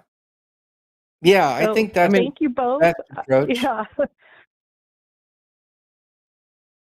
Yeah. In an ideal world, it wouldn't even have to be a rational consideration. Right? Yeah. We could just be there to support people, and we wouldn't even have to deliberate the best way to maneuver our ways around their indoctrinations and what those might entail. I mean, he's been on the street for 10 years. That's how much he thinks like he needs to punish himself. He's got family in the town where we live, and he doesn't seek their help. And I think the whole situation is just very, very sad. Yeah, if you can be there for him as a friend and just try to maybe continue to drop hints that maybe this God that he believes in is not there for him, and it would not. I would approach it from the angle of how would you treat someone if you were God? Would you want them on the street? Would you want them to be hit by a motorcycle? Would this be the way you would treat another human? Well, why would any God treat you that way? Yeah, you may have done shitty things in your past. So what? We've all made mistakes, but there's no God anywhere trying to smack me down. And if you can somehow chip away at that in his mind so that he can begin to see his life through a different lens, that would be the best thing you could do for him. Yeah, but I'd only do that if he brings it up as a motivator. Yeah. I wouldn't open with it. Yeah, but if you're needing to counter it. Yeah, I'm not a therapist or anything like that, and so I just kind of want to go by his lead right now. Exactly. And Yeah, but for certain, I am not going to suggest anything about, this is God's ultimate, you've paid your debt now to God or anything like Nope. that. And immediately when I realized that was the wrong thing to do, I immediately felt better. I just really didn't want to lie to him, but I would do anything to help this man. He is so good and so kind, and he just cares about everybody. And nobody deserves this, but especially not such a good person like him. Yeah, for sure. Like, I can recognize the inclination to be like, okay, maybe I can convince him that he doesn't have to do this anymore. Like this is this is enough, right? But you don't know what his idea is enough is, and even more pertinent is that he doesn't even have any idea or inclination of what God's idea is enough is, because it's an entire conceptualization that he's created in his own mind. Right. So like even just saying that wouldn't necessarily be the terminus of this struggle for him, because who knows what that might be. He might just see this as an obstacle. Like he could justify it a myriad of other ways. So like you made the right decision to not say, hey, like maybe look at this as God punishing you enough now. Like maybe this will do. Because he may not see it that way. You don't know what he sees as enough. And that's an improper paradigm to position that within. You need to find out where that's originating. It's not your responsibility. And I said that earlier. No. Like somebody needs to find out where that's originating. The problem that we're dealing with this guy is that this is the aftershock of worshiping a God who's vengeful and judgmental. This is the God of the Bible who operates this way, exacting vengeance, and is jealous and angry, and people get their ideology of a God from reading this horrible Bible. And that's how people think of God. That's their view of this deity figure. And so he's suffering from the aftershocks of that kind of mentality, that God that he sees and that he's always believed in. It's hideous. It's so sad. Yeah, I completely agree. I'm very grateful that we live in an area that is not very religious. I won't be specific otherwise than that we're just in a very populated area of California. And he has options to find, non-religious therapy, and that's probably going to be the primary thing offered to him. Good. And I hope he just takes up that offer. I hope so too. And I'm just going to be there as much as I can for him, and to remind him of those things that you both have said, about, there's, God is vengeful, if he'd want him to go through anything like this. So, yeah, you're a good friend. I just wanted to, I try. Thank you. And I didn't have anybody to talk about it with. I had mentioned to you, Dave, when I wrote to you that I work in law enforcement. So most of the people I work with are very, very religious. And they've given me a lot of advice about, just pray, and, you guys should pray together. And it's like, no, I'm not going to do that. So, thank you both so much. What his problem is and help him fix it. Yeah. That's another option. Help him figure out what the problem is, and then fix the problem. Yeah. It's easier just to do thoughts and prayers. Silly idea. But thanks for calling, Jeannie. I'm glad we were able to get you on the phone. Thank you both so much. Let us know down the road if you have any updates with your friend. I sure will. And thank you both again. I hope this call helps other people too. Okay. I'm sure it will. All right. Thank you. Thank you. Take care. Bye-bye. Hi, Jeannie. Bye-bye. Yeah. Could you imagine in any other circumstance somebody coming to you with a problem and saying to them, well, why don't you just hold their hand and say the magic words? Nope. And thinking to yourself, thinking that's nailed it. Yep. Fucking nailed it. But that's literally what Christians say to people and feel like I did my best. I fucking got that. I said pray with them. Christian counseling is pretty much that prayer and a Bible verse. Yeah, basically, only worse. Yeah, that's literally what they're saying. It's like I've it's a non-answer. There's one more call I can take. He wants to talk to me, not you. He said, I don't like Shannon. No, he didn't say that. But good. That means I can go pee. You can take a pee break and then come back for the super chat, okay? Okay, I will. Okay. All right. And I'll talk to Charles, and then that'll be the last one we can get to. Charles, him in St. Louis. Am I on the air? Yeah. Let's see. How's our connection here?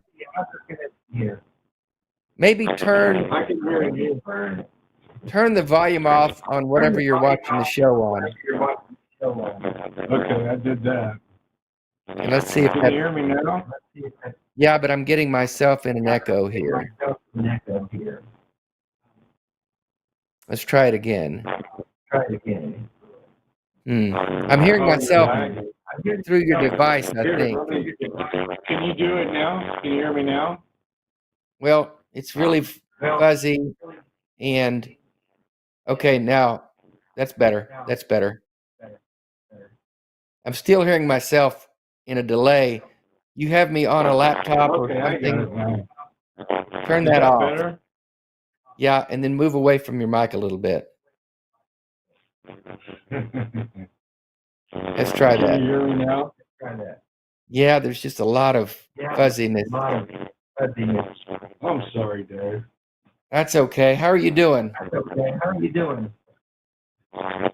It's been a long journey. May 25th, 2023, I was diagnosed with pancreatic cancer. I'm sorry, caller. I would Yeah, love to it's let not you good. go on, but we gotta fix this. Is there like your microphone? Could you make sure it's plugged in all the way? Do the same thing with your headphones, and then make sure if you're watching the show anywhere, turn that off. Are you there now? Yeah, that was unhearable. Are you there, Arden? Yeah, I'm here. Charles, are you there? I'm here. That's Okay, so much still- better. Okay, That's a lot better, but still a lot of static. Maybe back away from the mic a little bit, whatever you're talking on. Is that better? Yes. Yes, much better. Okay. Yeah, we could barely hear you at all. So yeah, I'm sorry. No, that's fine. You don't know. You don't do this every day. I've been watching you guys for years. You were diagnosed with pancreatic cancer in May? May 25th, sir. Yeah. Well, how are you doing? Well, I feel I was in denial, and now Friday night, this last Friday night, I got a really bad sense of fear. Just horrible fear. I couldn't put my finger on what it was, other than I was gonna die. You know what I mean? And I just I wasn't afraid of hell, which is good. That means I'm coming a long way. But I found myself wanting to pray again. And then the deconstructive Christian in me felt Christianly guilty for wanting to pray. You know what I'm saying? Yeah. And so how'd you deal with the fear? Well, I just wrote it out, man. To be honest with you, I started to pray and I thought how stupid that was, and then I just wanted comfort is what I wanted. And I was alone, and you know, God used to be a big comfort to me before I read the Bible. And after I read the Bible, it wasn't much of a comfort. But how do you deal with fear when you're faced with something like that, Dave? I mean, that's what I want to ask you is, like, how do you deal with the ultimate demise? Not so much intellectually, but emotionally, you know? Yeah, I've been asked that a lot, and my honest answer is I don't feel fear a lot. and I kind of never have. I don't know why. I'm just wired in a way that fear and worry never seem to lodge in me. When I do think about when I'm feeling my body deteriorate, and I feel I see the symptoms increasing, and I feel the ALS, coming after me, so to speak. I don't really think of it as fear as much as a sadness about the end coming, because I really don't want it to come, and I don't want to leave the party early, is the way I put it. So it's more of a sense of frustration or sadness or even anger sometimes that I've got to deal with this. But those are, I guess, momentary and just kind of quick bursts of emotion. For the most part, I'm doing my thing every day, and I don't really think about it a lot, because I just don't see that there's much benefit in thinking about it a lot. I mean, I talk about dying all the time because that's my thing, dying out loud. I have to contractually talk about it. Someone has said I have, but no, I feel like it's more beneficial, like I think we talked about in an earlier call, to deal with things out up front and out in the open and on the table, instead of kind of avoiding them or denying them. And so when you're facing something serious like what you have and what I have, it's better, I think, just to be out with it. And for me, it helps to talk to other people too. Right. So I hope you have people in your life that you can just be honest with, that don't shrink from it. And that's not to say yours is terminal, but it's serious. And so there are people who, for whatever reason, aren't equipped to talk about those serious things, and they kind of shy away from it. So I hope that you're able to find people in your life who don't shy away from it, who can crawl into it with you and share the pain with you and not be afraid of it. Do you have that in your life? Oh yeah, I really do. I have a great support network. It was just, I guess I found myself alone, and I was just scared, and I didn't know what to do. And that's legit. It's the alone times. It's the times. I'm not gonna lie. When I lay down at night and when it's quiet, I'm thinking, okay, I really want to go to sleep fast here, so eat a gummy or something. Or when I wake up in the morning and I wake up and, oh shit, yeah, I've still got this. So now we got to get up and do this again. Yeah, I felt that this morning actually. Yeah, it's the alone times is hard. And I don't know. I'm not going to give you a trite answer. There's no easy way to deal with this shit. You just go through it. You just fucking get up and do the best you can, and do the best you can do, and that's all you can do. And don't let anybody tell you you should do this, this, or this. This is how you have to do this. This is how you have to think about that. And it's not their body, it's not their life, it's yours. So you do what you have to do. Well, I'd like to go, I'd like to go down with a little bit of grace and dignity, but so far it's been really sloppy and not quite what I expected. I'm left brain, and I wasn't expecting all these emotions and denial and bargaining, and I was bargaining with myself. I mean, just crazy thoughts. And I dealt with mental illness myself. I have schizophrenia, and I've been symptom free for about 13 years. I really resonated with Elliot, and it's hard. Suffering's hard, and to be honest with you, sometimes I just don't feel like I can deal with this. You know what I'm saying? Like, I'm not. Yeah. I'm just tired. You know what I'm saying? And I understand. I don't know. I understand. But anyways, I just called to let you know that you helped me out a lot, and you help a lot of people out, and you and Matt and Shannon and everybody. My deconversion was strictly YouTube, and I learned so much, and not only was it affected my overall being, you know what I'm saying? Like, the thinking logically helped me with my schizophrenia. Oh, good. You know, with my delusions, and so on. And so I could go on and on and on, but I don't want to take your time anymore. You probably have to pee too, so. Well, soon we do. We're running short, but are you going to be in St. Louis this weekend? Did I talk about that with you? You're coming. Yeah, you're coming. Secular I can't Student afford Alliance. $199. Are you gonna come to the conference?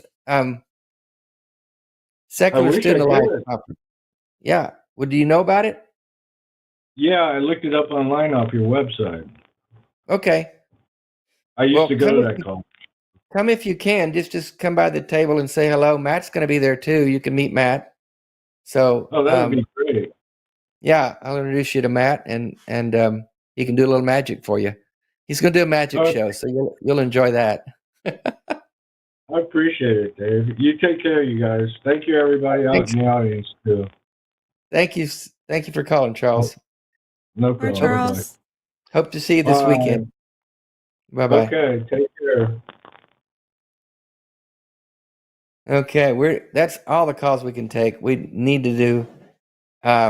If you didn't get through, there's one or two I think that didn't get through. Please call back next week or whenever you can, and we'll try to make sure we get you. Sorry, we can't take every single call forever. Yeah, we just can't.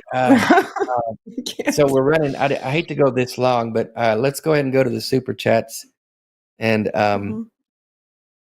give those a chance. I have to like be 400 things to say to you. I am such a squirrel person. Like listening to you have conversations on here, like in your previous channel, and it's like especially since you've come here and had more opportunity to talk to a wider variety of people.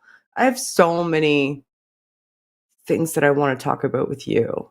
Like, really? You have such because you have squirrel. Sorry, that's just who I am as a person. But there's you have so much insight into what it's like to grapple with end of life, right? And so much of what motivates people towards religious ideology is like fear of what happens at end of life. And so much of what prevents people from getting out of it is being able to fear of having conversations with people like you, right? Because I'm sure even to this day, even though you are so open about it, because I know I feel a trepidation. There's questions that I would potentially want to ask you, but would be afraid to because I felt like that they were too sensitive or it would be too emotional to you or I'd be putting you into too bad of a spot. Now. You know me I know, like that. even though I know you, like, but like that's my knee-jerk reaction. Yeah. So part of me is like, I wish I could have a show with you where I just ask you all of the questions that everybody's afraid to ask somebody in that position because they think they're going to put them in an awkward spot. Why don't you do that on your channel? Do a show like that, and we'll just ask the question. We will. In fact, you could have your I think it would be such a great show. Have your supporters send you questions ahead of time, and you could just do that. Yeah. The question, like really, like everything you were afraid to ask somebody who's grappling with death. And then let's do it. Because I know that you're so open to it and they would be so afraid to ask other people. And I just thought about it like in that moment, listening to you have that conversation.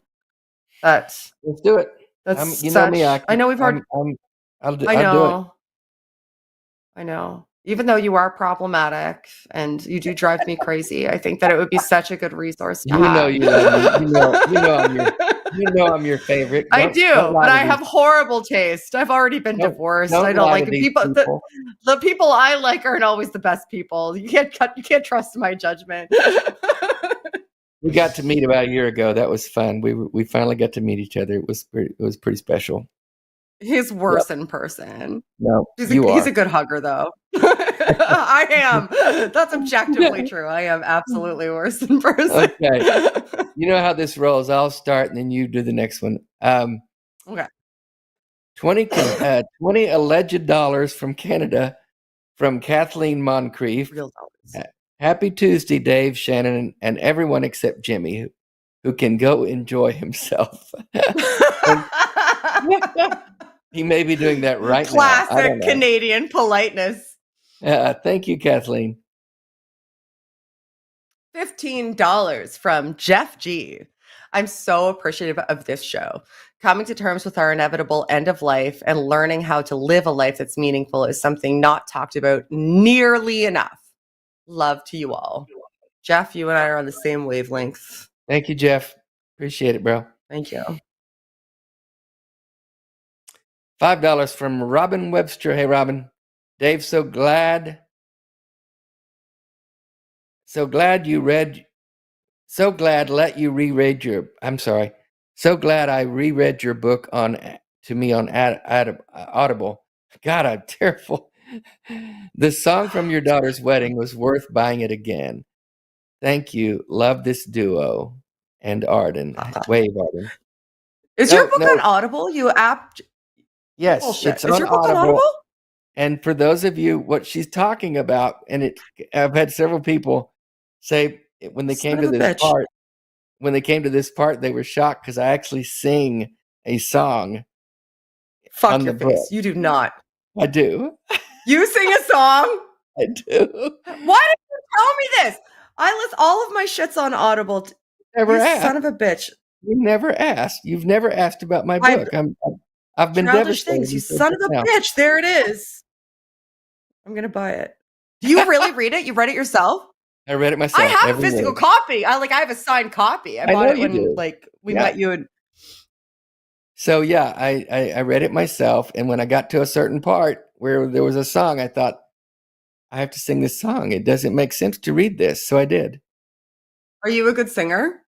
I'm not bad. Dave super chat me whether or not Dave's a good singer before I purchase this book. Because I've read the book. Bevan was reading it, was listening to it, and she came to that and she goes, "Oh shit! Oh no, he's singing! Oh no, this can go, this can go wrong. This can go really wrong." And then she goes, "Oh, it's okay. It's good. Okay, good." Stop.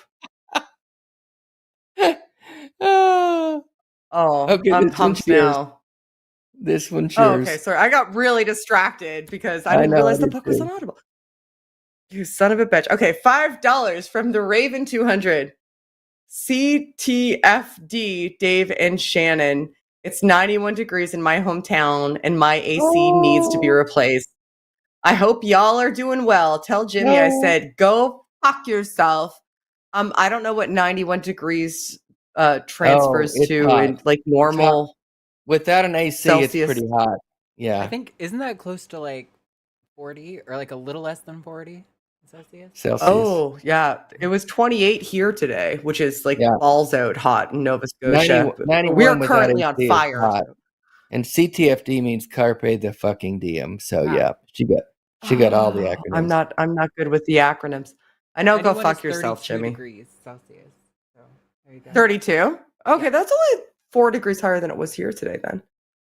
So yes, it is warm, but we have air conditioning here in our homestead.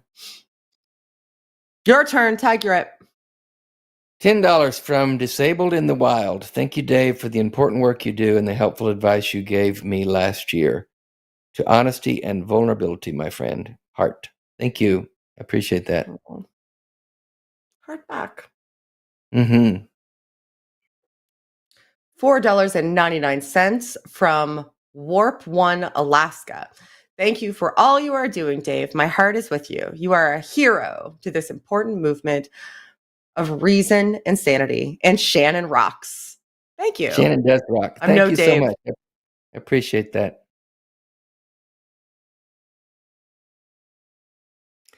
$13.99 Canadian dollars from Pat McDonald. Thank you, Shannon and Dave, for your passion. Shannon didn't have any of that. Compassion, intelligence, and thoughtful responses to your callers. You make the interwebs a better place. Thank you. Oh, sweet. Very sweet.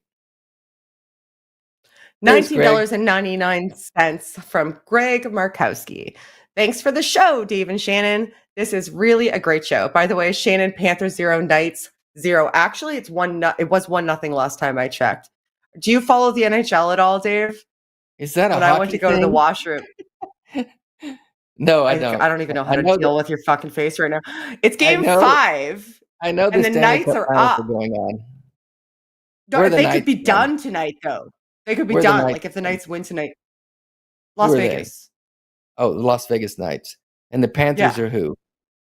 Florida. Oh, okay. And who's up? Florida. Right now, so going in, it's a 7-game series, and it was 3 games for the Knights and 1 for the Panthers. So if the Knights, NBA was 3-1. I don't know anything about the NBA. Last night. It's basketball. Okay, yeah. So if the Knights win tonight, that's it. Cup comes out. Everybody gets really excited, except for the people in Canada, because we're all bitter as fuck about it. Oh, because there's 2 Southern United State, there's a team from the desert and a team from Florida playing. There's something wrong with whatever. That. Thank you, Greg. Half their players are Canadian. It's fine. $50. Thank you from Wake Up Bunny. Just want to thank you again, Dave and Shannon. You both help more people than you realize. Aw, thank you. That's so sweet. It's very nice. $9.99 from Greg Markowski. Vegas now up 1-0. That's right. Greg's going to give us constant. I don't know how far away that was. That's what the score was when I went to pee. That was Greg on the phone with the skydiving accident, by the way. This is the same Greg. Yeah. Cool. I've seen him super chat before. That's neat. Yeah, cool. He's a regular. He's a great supporter. Yeah. Awesome. Cool. And a hockey fan. Evidently. Stan. Oh, fuck this guy. $5.50 alleged Canadian dollars from somebody named Paul Ojaya. What the hell? Did you? What is that name? And it's pronounced Pauline China. We're having fun at your expense, Paul. I love you, Paul. Did you see Schwarzenegger saying that heaven is fantasy? Yes. And no reunions after death. Heaven is not real. But also being super pissed off that he's going to die. Okay, that's weird. Yeah, I saw you see quite a controversy about that. He did. And I don't understand the controversy, but what pissed me off out loud. He said the thing. He said the quiet things out loud. There's no heaven, and everybody loses. So you're doing the same thing that Paul did. Paul did a Schwarzenegger impersonation. I can't do it very well. Yeah, neither can Paul, but he did it anyway on his live channel, and I told him I was moving out, and I stand by it because people know that I know him. And I don't feel like I can, in good conscience, live with someone who does that shit in public. Jesus said, "I'll be back. I'll be back." Okay. Enough of that. You're lucky I don't already live with you, because I'd move out of your house too. It's not acceptable. Okay, your turn. $20 from I Killed Earl. Oh, hey, I Killed Earl. I met you in the Patreon hangout for the line. Cool. Nice to see you again. Cool. Miss Q, I've been doing some thinking, and I may have found the perfect compromise. You need a storage ottoman with a lid that flips into a tray. Here's a donation for your future wine tuffet. Love you both. Team Coffee Table. Team Coffee Table for life. Paul went away, and when he came back, we had a new bed and entirely new bar stool. So I'm like, just replace them.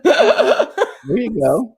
Paul didn't get a say in that, I guess. For a little bit. Okay. And I'm getting a wine credenza for sure and a dining room table. So, however long I can milk this coffee table for to get the rest of the furniture replaced until eventually there's nothing left. Every now and then you get the whole house remodeled. Okay. That's right. Send him to a conference. Templates of myth and religions. I can show that Genesis is framed on 2 templates. Same as all myth and religion from antiquity.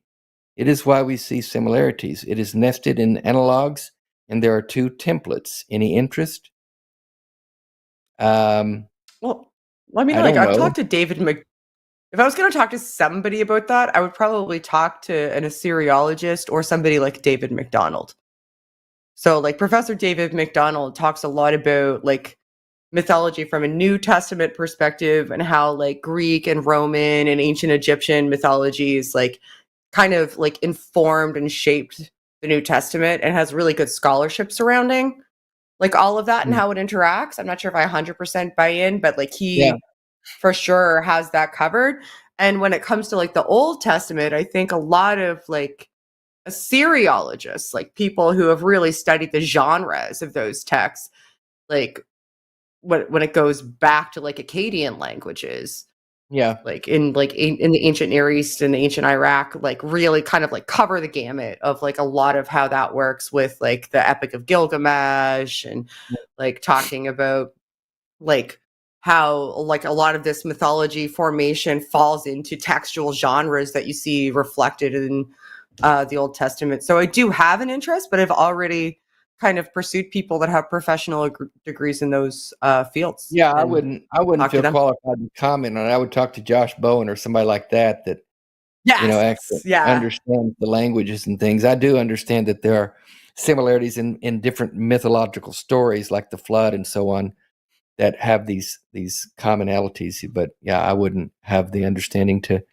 have an intelligent conversation. I'm interested, like, I mean, write it out and put it in the public forum, like see where it lands. Go approach the people who study it and see what they think. Like we interact with a lot of them. So peer review if it has stuff. any, like if it has any founding, they would be interested in like assisting you in figuring out how to publish for sure. Like, and in that instance, I'd be interested in it. Because I'd rather deal with experts than,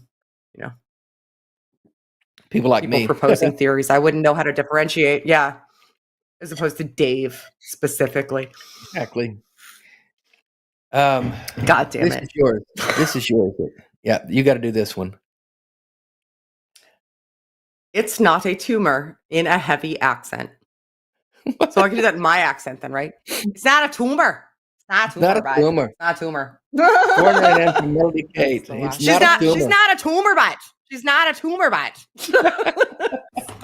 I don't know what heavy accent we're. It's not a tumor, okay? I don't know what they want. It's not a tumor. It's not a tumor. I'll be back. No. It's not a tumor, but. Thank you, Melody. Thank you for all the super chat and the callers tonight. Man, we had the line jammed. I regret that we couldn't get to them all. I always try to get to them all, but I hate to go much more than 2 hours. In fact, I kind of like to keep between an hour and a half and 2 hours, but can't always do that because we had some important calls tonight. It was good stuff. So thank you for hanging in late with me, Shannon. No problem. Thank you for having me.